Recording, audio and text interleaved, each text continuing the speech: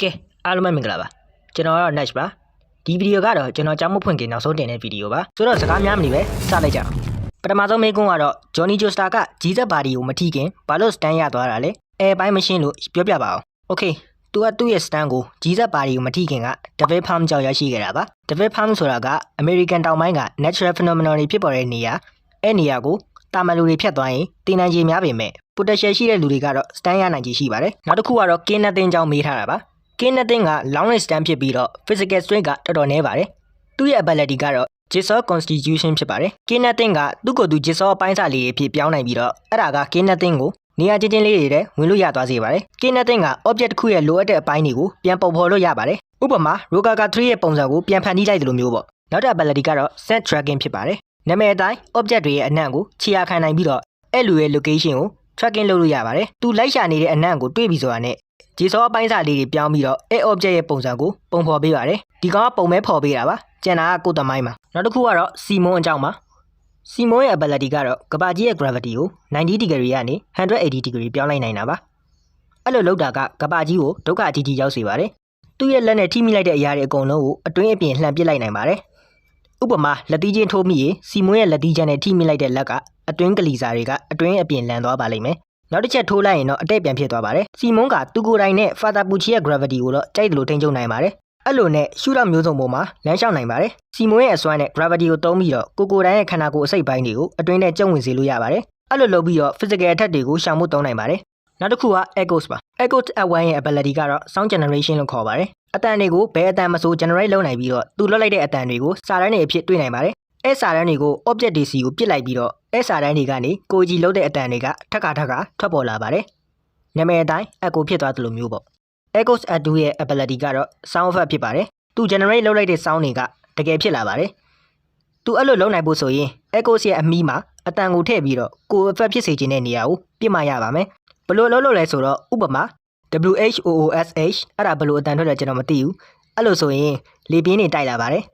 စစ်စဲဆိုရင်တော့အပူရှိန် BOING ပွင်းဆိုရင် spring လိုမျိုးခုန်ထွက်လာပါလေပြီးတော့ဖုန်းနံပါတ်တွေရဲ့အတန်တွေကိုလုတ်ပြီးတော့ဖုန်းပါခေါ်လို့ရပါသေးတယ်ဒီ stand နှစ်ခုလုံးက physical strength ကတော်တော်နည်းပြီးတော့ range က50 meter ရှိပါတယ်ဒါပေမဲ့ Echoes at 2ကတော့ at 1ထပ်ပိုပြီးမြန်ပါတယ် Echoes at 3ရဲ့အရက်ကကိုရီချီလောက်ရှိပြီးတော့ at 1 at 2ထပ်ပိုပြီးတော့ speed နဲ့ strength တွေတော်တော်လေးကိုကျန်းလာပါတယ်ပြီးတော့ range ကလည်းခန့်မှန်းခြေ2 meter လောက်ဖြစ်သွားပါတယ်ဒီ stand နဲ့ပတ်သက်ပြီးတော့ကျွန်တော်ကြိုက်တာကကိုယ်ပိုင် personality ရှိတာပါပြီးတော့သူကအခြား at 1 at 2ရဲ့ ability ကိုမသုံးနိုင်တော့ပေမဲ့သူ့မှာ3 freeze ဆိုတဲ့ ability ပိုပါလာပါတယ်3 freeze က5 meter အတွင်းမှာရှိတဲ့ object တွေရဲ့အလေးချိန်ကိုတိုးလိုက်တာဖြစ်ပါတယ် stand user က object နားပိုကတ်လေအလေးချိန်တိုးလေဖြစ်ပါတယ်ပြီးတော့တစ်ခါလုပ်ရင် object တစ်ခုကိုပဲလုပ်လို့ရမှာပါနောက်တစ်ခုကတော့ Johnny အကြောင်းမေးထားတာပါ Johnny က Stable Run အပြီးမှာ Rina ဆိုတဲ့ Japanese ကောင်မလေးနဲ့လက်ထပ်လိုက်ပါတယ် Rina နဲ့ Johnny ကတယောက်နဲ့တယောက်အရန်အောင်ချစ်ပါတယ်သူတို့ရဲ့ဘဝလေးကိုဂျပန်ကိုမလာမီတော့ကလက်ကွယ်လေးမှာနေပြီးတော့တတရရဖြတ်တန်းခဲ့တာပါကံကြမ္မာလက်အပြောင်းကြောင့် Rina ကယောဂတုခံစားခဲ့ရပါတယ်အဲယောဂကဘာယောဂမှန်ဘယ်ဆရာဝန်မှမသိတယ်လို့ဘယ်သူမှလည်းကုသနည်းမရှိပါဘူးအစမှာတော့သူမကမှတ်ဉာဏ်တွေတစားပြီးတစားဆုံးရှုံးလာတယ်သူမရဲ့မှတ်ဉာဏ်တွေကပျောက်သွားလိုက်ပေါ်လိုက်ဖြစ်နေခဲ့ပါတယ်အချိန်ကြာလာတာနဲ့အမျှသူမရဲ့အသားရည်ကခောက်ထားတဲ့စက်ကူလိုဖြစ်လာပြီးတော့တက်ပြေးပြေးနဲ့မာလာပါတယ်ဂျွန်နီကသူ့မိန်းမကိုဘာလို့ဂျပန်ကိုခေါ်သွားလဲဆိုတော့သူမရဲ့ကြံရှိတဲ့နေ့ရက်လေးတွေမှာပျော်ရွှင်နိုင်စေဖို့အတွက်သူမကိုသူမရဲ့မွေးရမျက်စီကိုခေါ်သွားခဲ့တာကအကောင်းဆုံးပဲလို့ဆုံးဖြတ်ခဲ့တာကြောင့်ပါသိတဲ့အတိုင်းပဲဂျွန်နီကသူ့အချစ်ရဆုံးသူတွေကိုဆုံးရှုံးခဲ့ရပြီးပါပြီနောက်ထပ်သူအရန်တန်မိုးထားရတဲ့သူချစ်ရတဲ့သူ့ဇနီးရဲ့အပြုံးကိုထပ်မမြင်ရတော့မှအရန်ကြောက်ခဲ့ရပါတယ်ဒီနေ့မှာသူမအိပ်ပျော်သွားရင်နောက်ထပ်တစ်နေ့မှာပြန်ပြီးနိုးလာပါမလားဆိုပြီးတော့ကြောက်ခဲ့ရပါတယ်အဲအကြောင်းဂျော်နီက Holy Corps တွေနေတာဆိုသူမရဲ့ယောဂကိုကုပေးနိုင်မှာပဲဆိုပြီးကောက်ချက်ချလိုက်ပါတယ်ပြီးတော့ Holy Corps ကိုခိုးယူခဲ့ပါတယ်သူမနဲ့အတူဂျပန်ကိုထွက်လာခဲ့တာကသူ့ကို government နေရှိကနေရှောင်ဖို့အတွက်အချိန်အလုံလောက်ရစေပါတယ်အဲ့လိုနဲ့ပဲသူလည်းရှောင်ရင်းကနေမိုးရီယိုမြို့ကိုရောက်လာပါတယ် Holy Corps မှာက removal phenomenon ရှိပေမဲ့ယောဂတွေကိုတိတ်ပြီးတော့မဟီးနိုင်ပါဘူးအဲအကြောင်းမို့လို့ယောဂတစ်ခုကိုဖယ်ရှားဖို့ဆိုရင်အဲ့ဒီယောဂနဲ့ညီမရတဲ့အရာတစ်ခုကိုပြန်ပေးဆက်ရပါတယ် government တွေကလည်းသူ့နောက်ကိုအဆက်မပြတ်လိုက်နေပါတယ်ဂျွန်နီက Holy Corps တွေကိုတစ်ပင်အောက်ကဂူတကူမှာထားလိုက်ပြီးတော့သူ့မိန်းမကိုတစ်ပင်နာခေါ်လာလိုက်တဲ့အခါမှာတော့ Rina ကပြန်ကောင်းလာပါတယ်ဒါပေမဲ့သူ့သားဖြစ်သူ George Joestar စီကိုဒီယောဂက equivalent agent ကြောင့်ကူးပြောင်းသွားပါတယ်အဲ့အချိန်မှာဂျွန်နီကငါ Holy Corps ကိုဘယ်တော့မှမသုံးတော့ဘူးအဲ့ဒါကကန်ဆိုးခြင်းတွေကိုပဲဖြစ်စေတယ် George ငါမင်းနဲ့တွေ့ခဲ့ရတာအရန်ဝမ်းသာတယ်အဲ့ဒါကိုဘာနဲ့မှမလဲနိုင်ဘူးငါဘာနဲ့မှစားထိုးလို့မရတဲ့ပျော်ရွှင်မှုကိုရရှိခဲ့တယ်အဲ့လိုပြောရင်းနဲ့ပဲ George Joestar ကို Holy Corps ပါတဲ့အိတ်ပေါ်တင်ပြီးတော့လက်သေးနဲ့ကိုပစ်တယ်သူ့သားကိုလည်းပစ်ပြီးတော့ rotation နဲ့ယောဂကိုလွှဲယူရင်းနဲ့ပဲ injury ကြောင့်မြင်းပေါ်ကပြုတ်ကျပြီးတော့ကြောက်တုံးပြီးတေသွားပါတယ်မြင်းပေါ်ကပြုတ်ကျတာဘလို့ကြောက်တုံးပြီးသွားလဲတော့ကျွန်တော်မသိပါဘူးနောက်တစ်ခုကတော့ test F4 က infinite rotation သုံးဖို့မြင်းလိုသေးလားဆိုပြီးမေးထားတာပ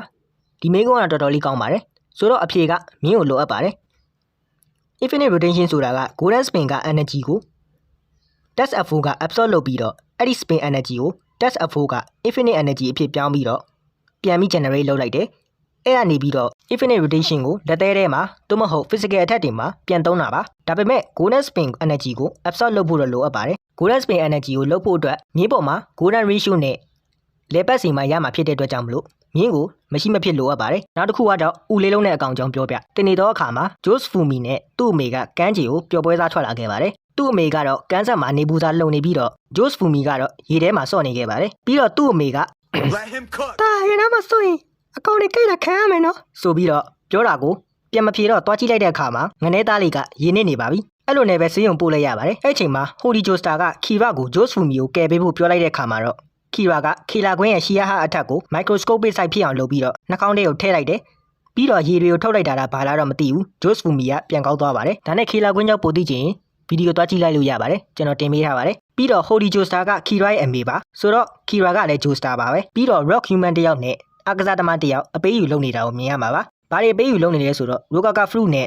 300 million yen နဲ့လဲလှယ်နေတာပါ Rokaka Fruit နဲ့ဘယ်ယောဂအောင်မဆိုကုနိုင်ပါတယ်ပြီးရင်တော့တစ်ခုပြန်ပေးဆက်ရပါတယ်တစ်ခါလေမျိုးလုံးတွေကကြောက်တုံးနေဖြစ်သွားတယ်တစ်ခါတလေတော့သွားတယ်ပေါ့ဘယ်ဟာကိုပြန်ပေးဆက်ရမလဲဆိုတာမသိနိုင်ပါဘူးပြီးတော့အတီးတစ်ဝက်ကိုယောဂဖြစ်နေတဲ့သူကိုကျွေးပြီးတစ်ဝက်ကိုဘာမှမဖြစ်တဲ့သူကစားရင်ဘာမှမဖြစ်တဲ့သူကတခုခုပြန်ပေးဆက်ရပြီးတော့ယောဂဖြစ်တဲ့သူကတော့တက်တာသွားပါတယ်ခုနကစားလိုက်တဲ့အာကစားသမားကတော့သူ့ယောဂကောင်းသွားပြီးတော့သူ့ပါဇက်ကတော့ပုံထဲအတိုင်းဖြစ်သွားပါတယ်အဲ့ဒီအဖြစ်ပြက်ကို Kira က Jose Fumi ကိုပြောပြနေပြီးတော့အဲ့အသီးတစ်လုံးကိုသူခိုးတော့မှဖြစ်ကြောင်းပြောလိုက်ပါတယ်ပြီးတော့ Kira ကမင်းကန်နဲ့အတူတူလုပ်မလားအသီးတတိကိုပတ်စံအများကြီးရတယ်နော်ဆိုပြီးတော့ Jose Fumi ကိုပြောလိုက်ပါတယ် Kira ရဲ့ရည်ရွယ်ချက်အစ်စ်မှောင်တည်တဲ့ Jose Fumi ကမင်းအမေရဲ့ယောဂကိုကုကျင်လို့မလားလို့ပြောပြီး Holy Joestar အတွက်ဆိုငါလည်းလုပ်မယ်ဘာဖြစ်လို့လဲဆိုတော့ငါသာအဲ့နေ့က Holy Joestar စီကိုကွန်မန်သားခံရရင်တည်နေတာကြားလာပြီဆိုပြီးပြန်ပြောပါတယ်ပြီးတော့ Jose Fumi ကငါတို့သာသူတို့အသီးကိုခိုးရင်သူတို့စိတ်ဆိုးပြီးတော့ပြဿနာရှာမှာပဲအဲ့ဒါကြောင့်ငါတို့အသီးခိုးစရာမလိုဘူးတစ်ကိုင်းကိုပဲယူပြီးတော့ငါရဲ့ soft and wet နဲ့ကိုင်းကူးပြီးတော့ပြန်ဆိုင်လို့ရတယ်ဆိုပြီးပြန်ပြောလိုက်ပါတယ်ပြီးတော့ရည်ရွယ်ချက်ကိုအကောင့်ထဲပေါ်ပါတော့တယ် Jose Fumi ကအနောက်ကလိုက်ပြီးအချိန်ကိုစောင့်မယ်ပြီးတော့ Kira ကဆိုင်ကယ်ရဲ့ဘိန်းကိုခေလာကွင်းနဲ့ဖောက်ပြီးတော့ accident ဖြစ်အောင်လုပ်ပြီးတော့အာယုံလွဲမယ်အာယုံလွဲနေပြီဆိုတာနဲ့ပေါ်တင်ကြီးနှိုက်တော့တာပါပဲပြီးတော့သူခိုးနေတာမသိအောင်မျက်လုံးထဲကိုဘူပေါင်းတွေထည့်ထားတယ်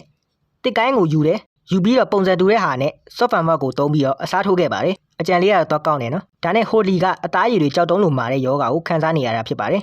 Higashikara family ရဲ့တစည်းပေါ့ပြီးတော့ Holy Joestar စီကိုလာပြီးတော့စကားပြောကြပါတယ် Jose Fumi ကလည်းမင်းနေပြီလားဗျကျွန်တော်နာမည် Jose Fumi ကူဂျိုပါဆိုပြီးပြန်ပြောလိုက်ပါတယ်ယောဂအကြောင်းမို့လို့ Holy ခမညာ Jose Fumi ကိုသူ့သား Yoshika ကထင်ပြီးတော့ယောဒီစာကိုဖတ်ကြည့်ကောင်းတယ်ဒါအုတ်ထုံနောက်တစ်ခုထပ်ဝယ်ခဲ့တာလားဆိုပြီးပြောပြီးတော့ Jose Fumi ရဲ့စပင်ကိုအုတ်ထုံထင်နေခဲ့ပါတယ်အဲ့အချိန်မှာ Kira ကရောက်လာပြီးအုတ်ထုံအစ်စ်ဝယ်တာကျွန်တော်ပါအမေရဲ့ဆိုပြီးအဲ့ရဝင်ချိန်ရောက်ပြီလို့ပြန်ပြောပါတယ်အဲ့အချိန်မှာ Holy ကငိုပြီးတော့ဘာတွေပဲဖြစ်နေငါသားကတော့ကဘယ်တော့မှမမေ့ဘူးဆိုပြီးတော့ Kira ကိုတွန်းလိုက်ပါတယ်ပြီးတော့ဖဲငါပတန်ငါခဲနဲ့တွန်းနိုင်နေဆိုပြီးတော့ပြန်ပြောပါတယ်ပြီးတော့ Jose Fumi က Kira ကိုငါတို့ဆိုင်ထားတဲ့အပင်ကအတီးနှစ်တီးနေပြီနောက်တစ်ပတ်လောက်နေရိတ်သိမ်းလို့ရပြီလို့ပြောပါတယ်ဆိုတော့အတီးကမပြည့်စုံသေးဘူးလို့ပြောလို့ရပါတယ်အဲ့အချိန်မှာ Rock Human 2ယောက်က Rokaka တစ်ကိုင်းကိုခိုးလို့ဆိုပြီးတော့ပညာပေးဖို့အတွက်တင်မောပေါ်တက်လာပါတယ် Kira ကခေလာကွင်းနဲ့ချပေမဲ့ Vitamin C နဲ့ AA စစ်သေး Jelly လိုပြောအောင်လုပ်လိုက်ပါတယ်Kira ကအရှုံးမပေးပဲ Hia Heart Attack နဲ့ပြန်တိုက်ပါတယ်ဒါပေမဲ့ Vitamin C နဲ့ AC ပြန်ကျုံလိုက်ပါတယ် Jose Fumi ကိုလည်းသူ့အောက်ပိုင်းကိုမလှုပ်နိုင်တော့အောင် Vitamin C နဲ့ပြော့အောင်လုပ်လိုက်ပါတယ်တကောင်တင်းနဲ့နှစ်ကောင်ကိုအမောက်တိတ်လိုက်ပါတယ်ပြီးတော့ပတ်စံကိုခောက်ပြီး Kira နဲ့ Jose Fumi ကိုနှိပ်စက်ပြီးတော့ Rokaka Fruit ကိုကြောင်းမေးပါတယ်ပြီးတော့မင်းတို့နှစ်ယောက်တည်းတယောက်ပြောပြရင်ပြောပြတဲ့ကောင်လွတ်မယ်ကျန်တဲ့ကောင်တေးရမယ်လို့ပြောပါတယ်ပြီးတော့ Jose Fumi ကို Holy ကမဲမမဟုတ်ဘူးမလားမင်းပါလို့မပြောလိုက်တာလဲဆိုပြီးတော့ထပ်ပြီးနှိပ်စက်ပါတယ်အဲ့အချိန်ကန်ဆက်မှာတွေ့တဲ့ကောင်မလေး Carrera က Kira ခေါ်ထားလို့ဆိုပြီးရောက်လာပြီးတော့ Yosuyu ကသူ့ရဲ့ stand နဲ့ Carrera ကိုချုပ်ထားလိုက်ပါတယ်Kira က Jose Fumi ကိုပြေးဖို့အသင့်ပြင်ထားလို့ပြောနေပြီးတော့ Carrera အပေါ်ကနေ Hia Heart Attack ပေါ်လာပြီးဖောက်ခွဲပစ်လိုက်ပါတယ် Rock Human နှစ်ကောင်ကအထိနာပြီး Vitamin C ရဲ့ stand effect ကလည်းပျောက်သွားပြီးတော့ Jose Fumi က Kira ကိုခေါ်ပြီး Rokaka အပင်နားကိုအမြန်ပြေးလာခဲ့ပါတယ်ပြီးတော့ Jose Fumi ကသူသာစက္ကန့်အနည်းငယ်လောက်ထပ်နှိပ်စက်ခံရရင်သူ Rokaka ရဲ့ location ကိုပြောလိုက်မိပါပဲဆိုပြီးတော့ Kira ကိုတောင်းပန်နေခဲ့ပါတယ်အမှန်တကယ် Kira က Jose Fumi ကိုပဲပြေးခိုင်းတာပါသူတေမောင်သူတိပြီးတာပါအဲ့ဒါကြောင့် Kira က Rokaka ကျွေးတာကိုမစားခဲ့ပါဘူးတို့ပေမဲ့လည်း Kira ကို Jose Fumi က soft and wet နဲ့တဝက်ကိုကျွေးပြီးသူကတဝက်ကိုစားလိုက်ပါတယ်ဒါနဲ့ခုနက Carrera ရော Rock Human တွေရောမသေးပါဘူး equivalent exchange ကြောင့် Jose Fumi လည်းစပြီးတော့ပေးဆက်လာရပါတယ်ဒါပေမဲ့ Kira ကပြန်မကောင်းလာပဲသူပါ exchange လုပ်နေရတာကြောင့် နောက်တစ်လုံးယူပြီးအသီးရဲ့တစ်ဝက်ကိုနှစ်ယောက်မျှစားလိုက်ပါတယ်အဲ့အချိန်မှာပဲ Rocky Man နှစ်ကောင်ထက်ရောက်လာလို့ကျုံးလိုက်ရပါသေးတယ်ဂျိုးဆူမီကဟိုလီအတွက်အကူအညီနည်းနည်းလောက်ဖြစ်ရင်ရပြီဆိုပြီးတော့ဟိုလီကိုအကူအညီဖြစ်စေမှာခီရာမင်းပဲဖြစ်တင်တယ်ဆိုပြီးတော့အဲ့အတွက်ငါခန္ဓာကိုယ်တစ်ခုလုံးရင်းရရင်တော့မှလုံးမယ်ဆိုပြီးပြောရင်းနဲ့ပဲရူကာကာရဲ့အသီးတစ်ဝက်ကိုနှစ်ယောက်အတူတူစားရင်းနဲ့သူတို့နေတဲ့နေရာကမြေကပြိုပြီးနှစ်ယောက်သားကိုမြေမြုပ်လိုက်တယ်လို့ဖြစ်ပြီးတော့နှစ်ယောက်လိုရဲ့ရည်ရွယ်ချက်နဲ့လူတစ်ယောက်တနည်းအားဖြင့်ဦးလေးလုံးနဲ့ကောင်ကပီအဖြစ်မွေးဖွားလာပါတော့တယ်ကြံတဝက်ကိုတော့ခွေးချီသွားပါတယ်နောက်တစ်ခုကခရင်အကြောင်းမေးထားတာပါခရင်ကသူ့ကိုယ်သူစားပြီးတော့အဲ့လိုလုပ်လိုက်တာကသူ့ကိုသူသွားတဲ့နေရာမှာရှိတဲ့အရာအလုံးကိုဖျက်ပစ်နိုင်တဲ့အလုံးတစ်လုံးအဖြစ်ပြောင်းသွားစေပါတယ်ပြီးတော့ stand ထဲကိုလူကဝင်နေလို့ရပါတယ်ဆောင်ရွက်ချက်နဲ့ stand ပါနောက်တစ်ခုကတော့ one of view အကြောင်းမေးထားတာဖြစ်ပါတယ် one of view ရဲ့လုံနိုင်စွမ်းကတော့ဘာမှလုပ်စရာမလိုတာပါဘာမှလုပ်စရာမလိုတာကသူ့ရဲ့လုံနိုင်စွမ်းပါ one of view ကဂျိုဂျိုတဲ့ stronger phenomenon ဖြစ်တဲ့ calamity ကို manipulate လုပ်နိုင်ပါတယ်အဲအကြောင်းမို့လို့သူ့ကိုရန်ရှာသမျှလူတိုင်းကိုဘေးဒုက္ခတွေကိုကြုံတွေ့စေပါတယ်ဆိုလိုချင်တာက calamity တည်ရှိနေတွေ့ one of view ကိုဘယ်သူမှဘလို့မှထိခိုက်အောင်မလုပ်နိုင်ပါဘူး calamity ကထိခိုက်အောင်လုပ်မဲ့သူစီကိုအမြဲတမ်းလိုက်နေမှာဖြစ်ပါတယ်နောက်တစ်ခုကတော့ king crimson အကြောင်းမေးထားတာဖြစ်ပါတယ် king crimson ကိုအသေးစိတ်ရှင်းပြရမှာမို့လို့ဗီဒီယိုတက်ထပ်လုပ်ပေးပါမယ်နောက်တစ်ခုကတော့မြင်တဲ့အတိုင်းပါပဲဒါကတော့ရိုးရှင်းပါတယ်သူတို့အဖေဖြစ်လို့ပါအိုခူယာစုရဲ့အကိုကသူ့အဖေကိုပုံမှန်တိုင်းပဲတည်တည်ချင်တာပါဒီလိုပုံမှန်တိုင်းပဲတည်တည်ချင်တာကလည်းသူ့အဖေကိုတနာတဲ့စိတ်ကြောက်ပါအားကြောင့်မို့လို့သူ့အကိုရောသူ့ရဲ့ညီဖြစ်သူကပါသူ့အဖေကိုအဆုံးမသက်ပေးနိုင်ပါဘူးဆိုတော့ကျွန်တော်ကိုအခုချိန်ထိအားပေးခဲ့ရတဲ့သူတွေကိုကျေးဇူးအများကြီးတင်ပါတယ်ဆိုတော့နောက်နှစ်ပတ်နေမှပြန်တွေ့ကြမယ်ဘိုင်ဘိုင်